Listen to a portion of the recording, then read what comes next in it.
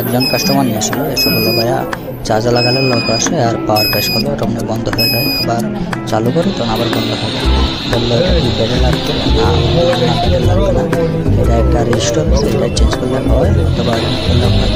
বললো আচ্ছা করেন। ভাই এটা আছে একটা রেজিস্টার আছে, कंटेंट के हमारे पास একটা আছে সিম लगाने तो दूसरा राउंड हार गए, तीसरा राउंड हार गए, लगाने तो फिर चौथे में आप একটা প্রেমিকার মতো तो उठना जरूरी है, उठ के लड़ना जरूरी है, प्रेमिक सामने ऐसे नीचे ही पड़े रहोगे तो कभी आप सेम এটা कुछ बन नहीं पाओगे। जितनी बार गिरो उतनी बार उठने की कोशिश करो।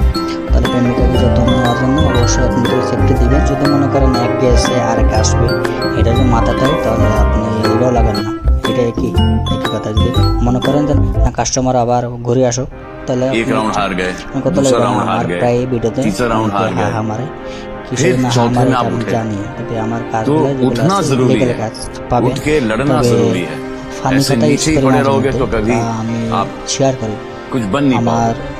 जितनी बार गिरो उतनी बार उठने की कोशिश करो। টেকনিশিয়ান আছে অবশ্যই, আমার ফ্যামিলিস্ট আছে অথবা ফলোয়ার আছে, এগুলোর সাথে আমি একটু মজা করি আর কিছু নাই। কাজগুলো আপনারা অবশ্যই ভালো কাজ করবেন, ভালো লাগবে অবশ্যই। আর আমার সমস্যা নেই, হ্যাঁ করতে দেবেন, করতে ভালো। এটা হলো এখানে আমার মেশিনের আমার জন্য গালাগালি করে বলে যে আমি সার কুকার দিই না করি এইটা সার কুকার তো এটা ফিউজ, এটা তো ফিউজ হিসাবে জানে, এটা তো নাম আমরা ভিন্নভাবে দেবো।